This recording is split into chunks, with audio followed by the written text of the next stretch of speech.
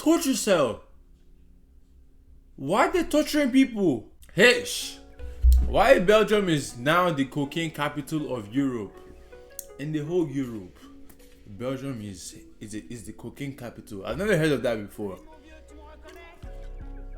I've never heard of Belgium being like a place of this sort of things before. But I've never heard of it, but they're gonna unravel the truth about what's been going on in Belgium. Anyways, hey guys, what's up guys? It's your boy Franklin Tony again with another reaction video. If you guys are new to my channel, welcome to my channel. I'm Franklin Tony. I do reaction videos all the way from Canada. So if you guys are new, do not forget to hit that subscribe button, like the video, share, subscribe, and turn on post notification. I really appreciate if you guys could do that for me. And don't forget to like the video.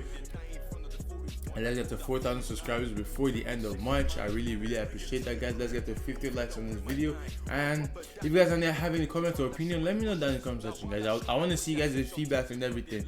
And if you guys want me to react to any other thing, comment down in the comment section also. So yeah, without me wasting you guys' precious time and my time, let's run to the video. Let's see what we got. Let's see what we got going on. Belgium, ridiculed by some for being boring, has now become Europe's cocaine trafficking capital.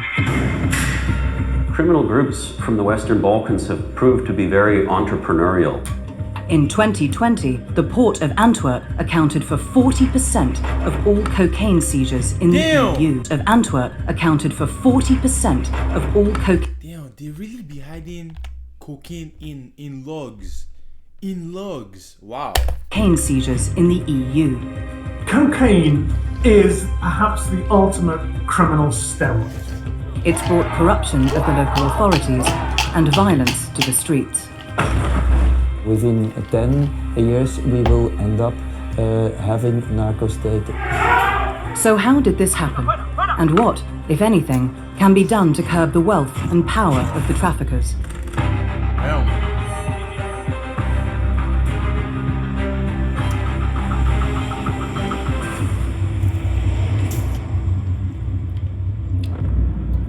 They didn't just say Belgium is where you can find cocaine. They said it's Europe's capital. That is where it's made. That's where cocaine is made. That is where it is. That is the capital. That is the main place you can get cocaine in Europe. Damn. June 2020, just outside the Belgian port of Antwerp, armed police are about to swoop on a warehouse. Inside, they find shipping containers full of tools used by a sophisticated cocaine trafficking cartel. A torture cell, complete with dentist chair and sound insulation, and a stash of fake police uniforms.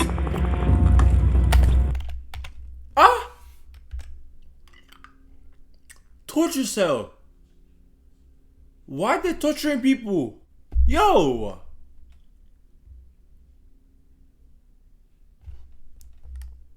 And a stash of fake police uniforms.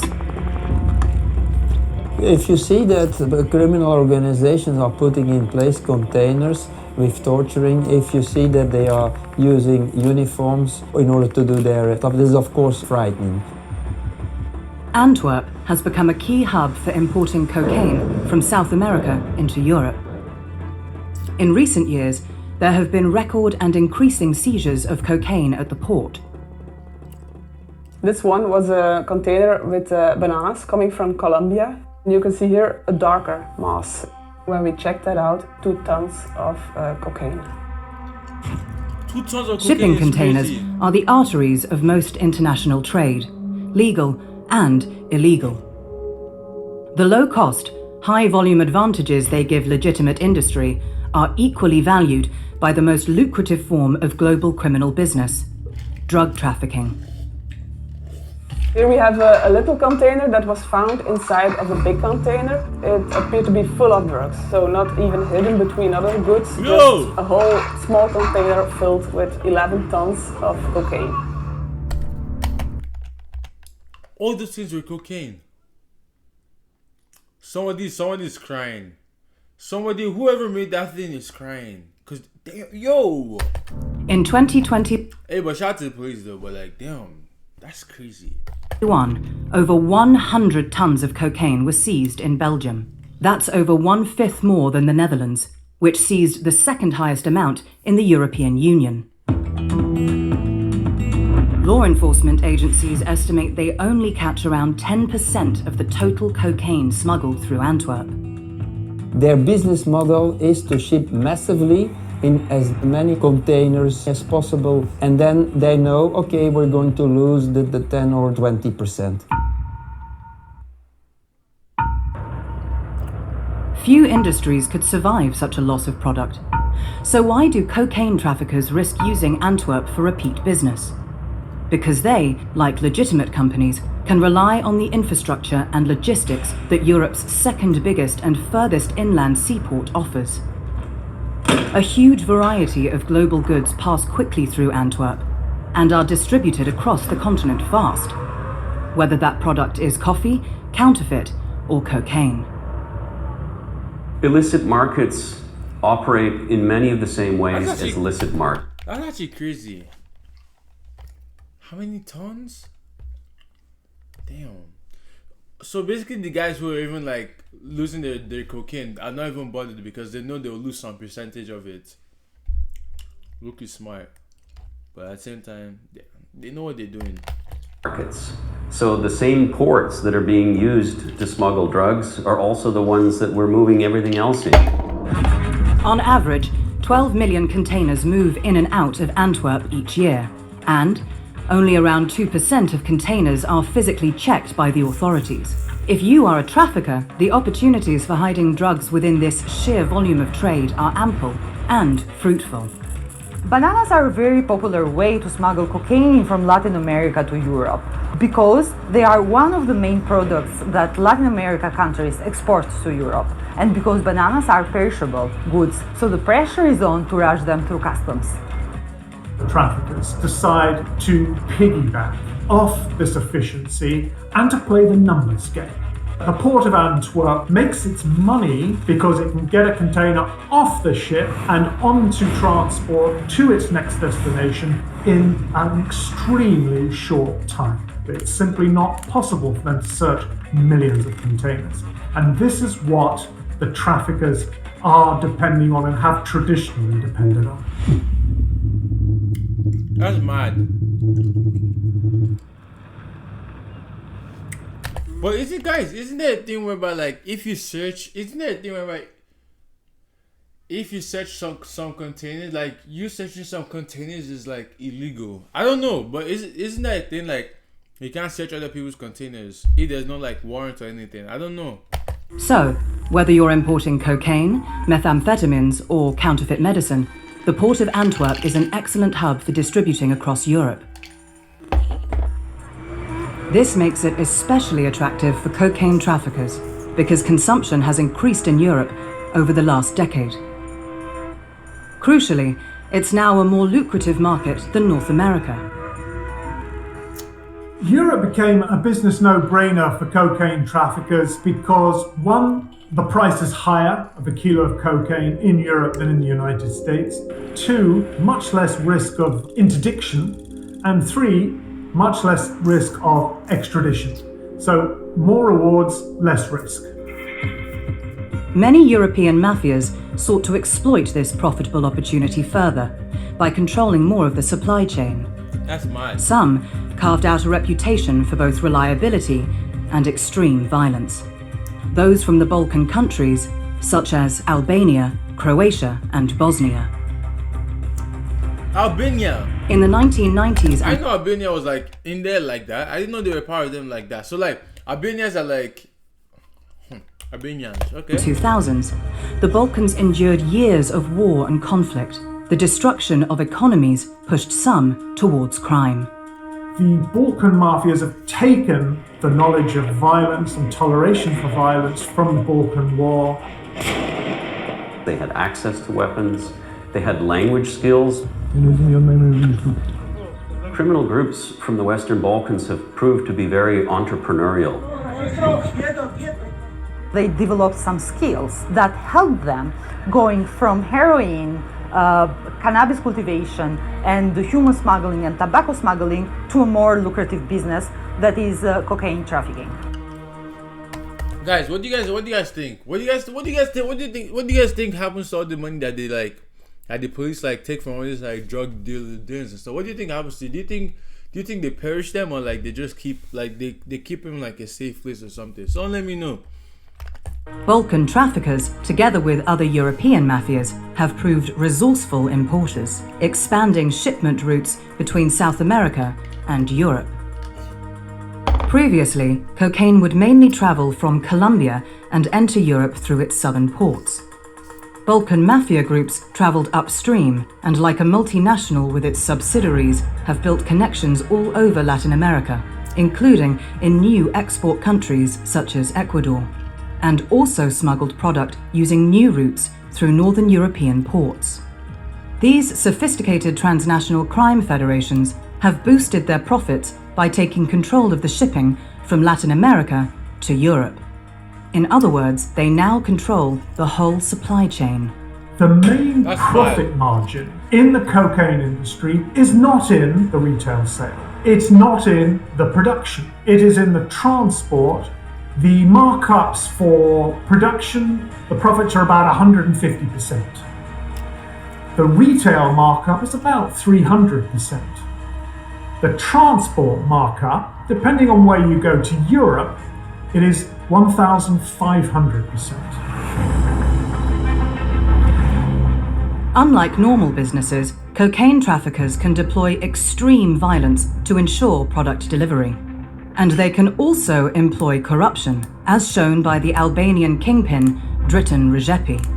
Dritan Rezepi is without any doubt the successful model of the Balkan criminals' cocaine emissaries in Latin America.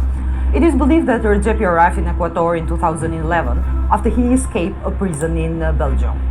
Dritan Rezepi was imprisoned in Ecuador in 2014, but that didn't stop him running a highly profitable cocaine empire.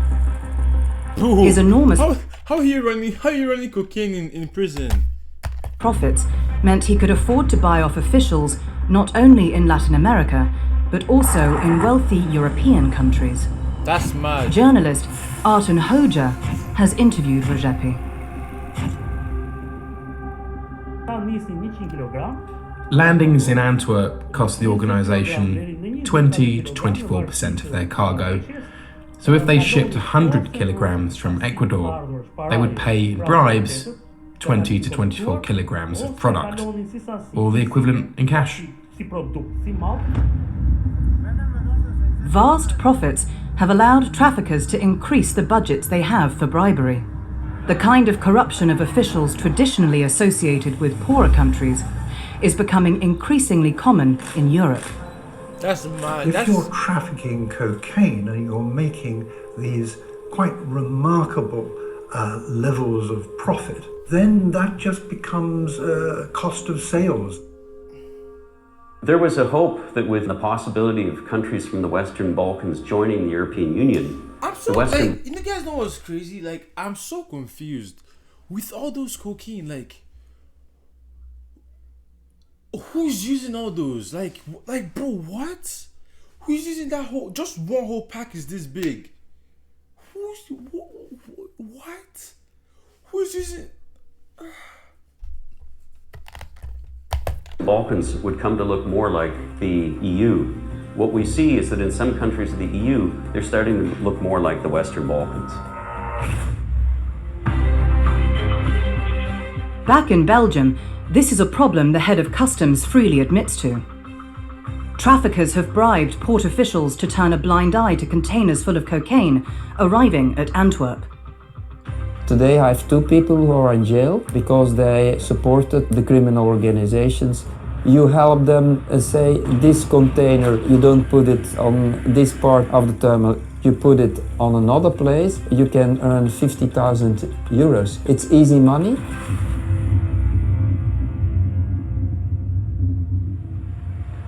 And there are worrying signs in this corner of Europe that corruption extends beyond port workers, right up to the top. Remember this container full of 11 tons of cocaine with a street value of up to €750 million.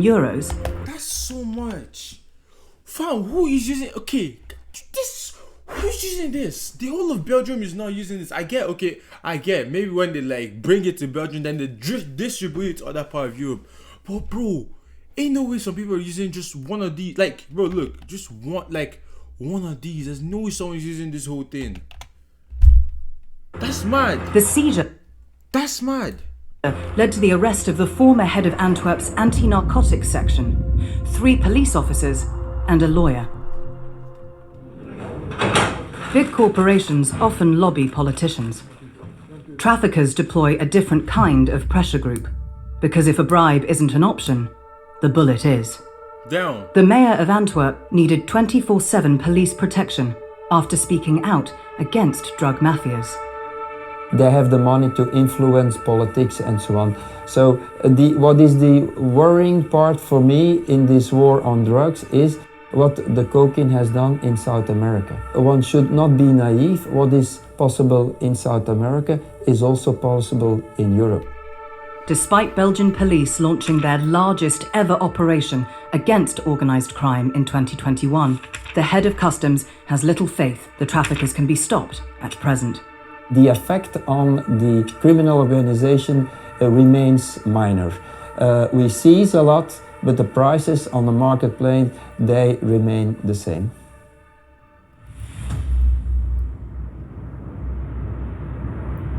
So what can be done to halt this vast illegal trade coming through Belgium? Those working in enforcement argue more and better resources are essential for taking on the traffickers. Belgian customs officers want the ability to scan 100% of containers coming into the country. 100%. So like every container that comes in, they're scanning it. That's gonna be a long process. Not like that's if quick. Not enough means are put available to the law enforcement agencies here, then within 10 years we will end up having narco state in Antwerp. Others argue a more coordinated international response is needed to the global phenomenon of illicit trafficking. This requires good transnational cooperation. At the moment, the criminals cooperate much more effectively than the police. But curbing the power of the traffickers will take more than improved enforcement. Globalization has led to a quadrupling of the number of containers over the last 20 years across the world. Opportunities for hiding and trading criminal cargoes are endless. If we've learned one thing about the so-called war on drugs, it is that international criminals have an unlimited capacity for adaptation. To tackle drug trafficking, a rethink is needed about what should be considered criminal. That will require a radical change of strategy by governments towards focusing on medical solutions to drug use and legalizing production and distribution in order to break the gangsters' grip over the drug business. The great hope is that you take away vast financial resources from some of the worst people on earth. The war on drugs cannot be won as a war. Oh, what's that sign? What's this sign right here? What is this?